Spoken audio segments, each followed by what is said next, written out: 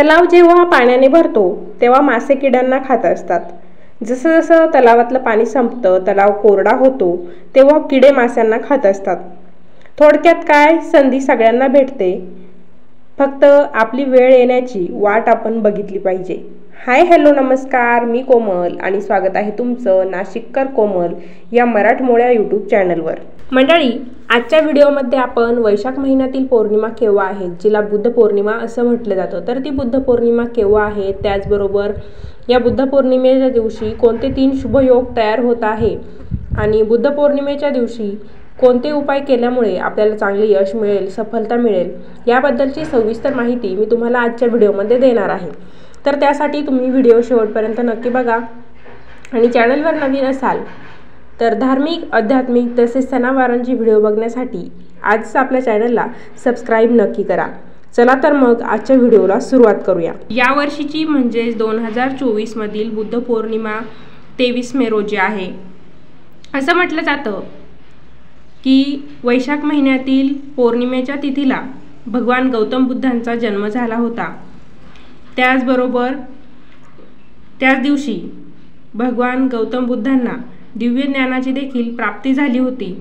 म्हणूनच या पौर्णिमेला बुद्ध पौर्णिमा असं म्हटलं जातं.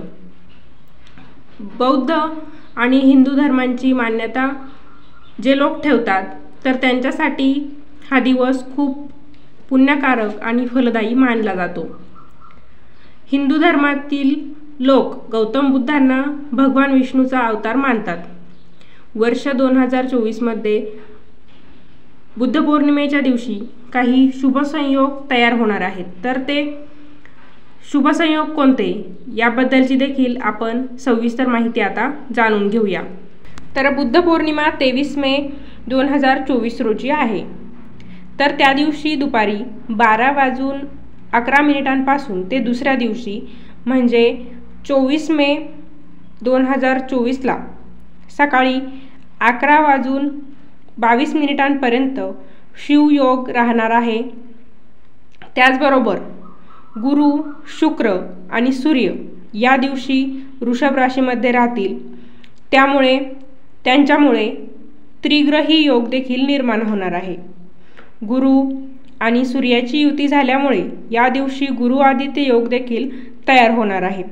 तर हे 3 शुभयोग म्हणजेच शिवयोग, त्रिग्रही योग आणि गुरु आदित्य योग हे 3 योग या बुद्ध पौर्णिमेच्या दिवशी तयार होणार आहेत. त्यांच्याशिवाय गजलक्ष्मी आणि शुक्रादित्य योग देखील या दिवशी राहणार आहेत. तर या शुभयोगांमध्ये काही काम आपण जर केले तर ते आपल्यासाठी फलदायी ठरू शकतात. तर ते काम कोणते, तर असेच 5 उपाय मी तुम्हाला सांगणार आहे की त्यांपैकी कोणताही एक उपाय तुम्ही आपल्या यशासाठी, सफलतेसाठी करू शकतात. 5ही उपाय केले तरी चालतील किंवा 5 पैकी एक उपाय केला तरीही चालेल. त्यातील सर्वात पहिला उपाय असा आहे, तो म्हणजे माता लक्ष्मी पिंपळाच्या झाडामध्ये वास करती असं म्हटलं जातं. आणि अशातच जर आपण बुद्ध पौर्णिमेच्या दिवशी पिंपळाच्या झाडाला काही गोडाचा नैवेद्य दाखवला, पिंपळाच्या झाडाखाली काही स्वीट ठेवलं आणि पिंपळाच्या झाडाला पाणी अर्पण केलं तर माता लक्ष्मीची कृपा आपल्यावर बनून राहील. माता लक्ष्मी नक्कीच प्रसन्न होईल. हा एकदम साधा सोपा उपाय आहे. कोणीही हा उपाय करू शकतो. स्त्री करू शकते, पुरुष करू शकते. हा उपाय तुम्ही सकाळी करू शकता, संध्याकाळी करू शकता. पौर्णिमेच्या काळात तुम्ही हा उपाय कधीही करू शकता. हा उपाय केल्यामुळे माता लक्ष्मी प्रसन्न होईल आणि आपली झोळी धनधान्याने भरून देईल. त्यामुळे हा एकदम साधा सोपा उपाय आहे जो तुम्ही बुद्ध पौर्णिमेच्या दिवशी करू शकता. त्यानंतर पुढचा दुसरा उपाय असा आहे, तो म्हणजे पौर्णिमेच्या दिवशी चंद्रपूजनाला देखील खूप महत्त्व आहे. हे आपल्या सर्वांना माहीतच आहे. म्हणूनच बुद्ध पौर्णिमेच्या दिवशी आपण चंद्रदेवाला अर्घ्य अर्पण करायचं आहे. तर ते अर्घ्य अर्पण कसं करायचं ते सांगते. चंद्रदेवाला अर्घ्य अर्पण करण्यासाठी दूध घ्यायचं, दुधामध्ये साखर टाकायची आणि थोडेसे तांदूळ देखील त्यामध्ये टाकायचे आहे आणि आपल्याला ते अर्घ्य चंद्रदेवाला अर्पण करायचं आहे. अर्घ्य देताना ओम एम क्लीम सोमाय नमः या मंत्राचा जप आपल्याला करायचा आहे. हा उपाय केल्यामुळे तुमच्या जीवनात काही आर्थिक समस्या असतील तर त्या दूर होतील. त्यासोबतच तुमचं जे काही कौटुंबिक जीवन असेल ते अस्थिर असेल तर ते देखील सुरळीत होईल आणि आपली जी काही मानसिक शक्ती आहे ती देखील प्रबळ व्हायला या उपायाने मदत होते. 2 उपाय आपण बघितले. त्यानंतर पुढचा तिसरा उपाय असा आहे तो म्हणजे जर धनदौलतीशी संबंधित काही समस्या असतील ज्या तुम्हाला सतत त्रासदायक ठरत असतील, तुमचा पैसा जमत नसेल किंवा मग मिळाला तरी त्याला जाण्याच्या वाटा ठरलेल्या असतील, तुम्ही कर्जबाजारी होत असाल तर बुद्ध पौर्णिमेच्या दिवशी तुम्ही 11 कवड्यांचा उपाय करू शकतात. देवी लक्ष्मीला कवड्या किती प्रिय आहेत हे आपल्या सर्वांना माहीतच आहे. तर तुम्हाला काय करायचं आहे की माता लक्ष्मीची पूजा करायची आहे आणि पूजेमध्ये तुम्हाला माता लक्ष्मीला 11 कवड्या अर्पण करायच्या आहेत. धार्मिक ठिकाणी या कवड्या सहज उपलब्ध होतात तर तिथून तुम्ही त्या कवड्या खरेदी करायच्या आणि बौद्ध पौर्णिमेच्या दिवशी माता लक्ष्मीची पूजा करायची आणि पूजेमध्ये माता लक्ष्मीला या 11 कवड्या अर्पण करायच्या आहे. कवड्या अर्पण केल्यानंतर माता लक्ष्मीला हळदीचा टिळा लावायचा, फुले अर्पण करायचे, धूपदीप लावायचं. पूजा करून झाली की त्यानंतर त्या 11 कवड्या एका लाल वस्त्रामध्ये बांधायच्या आणि आपण जिथे आपली धनसंपत्ती ठेवतो, पैसे ठेवतो, त्या तिजोरीमध्ये तुम्हाला त्या कवड्यांची पोटली ठेवून द्यायची आहे. असं म्हटलं जातं की ह्या उपायामुळे जर तुमच्या काही आर्थिक समस्या असतील, धनसंपत्तीशी संबंधित समस्या असतील तर प्रत्येक समस्याचं समाधान ह्या उपायाने आपल्याला नक्की मिळतं आणि तुमचं जे काही अगोदरचं साठवलेलं धन असेल तर त्यामध्ये देखील वाढ व्हायला मदत होती असं देखील म्हटलं जातं. त्यानंतर आता बघूया पुढचा चौथा उपाय.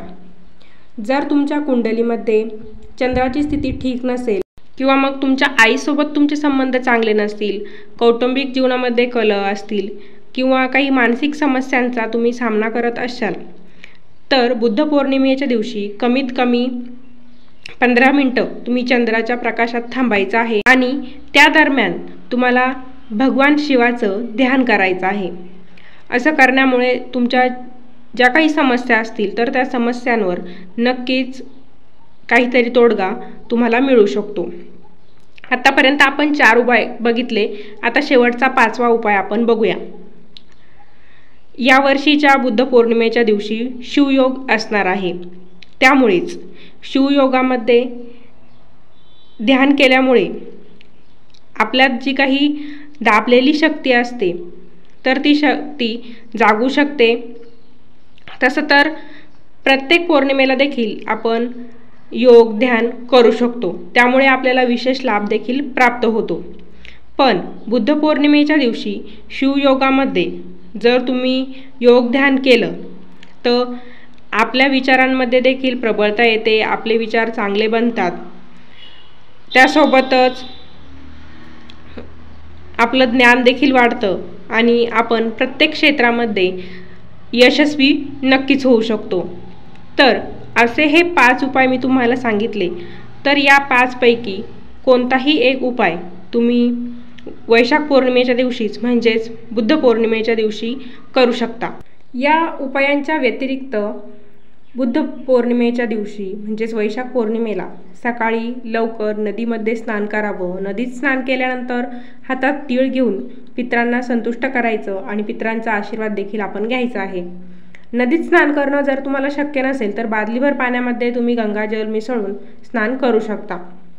नंतर स्वच्छ वस्त्र परिधान करून व्रत देखील तुम्ही करू शकता. व्रत करणं शक्य नसेल तर काही हरकत नाही. त्यानंतर विधीपूर्वक भगवान विष्णूची पूजा आपण करायची आहे.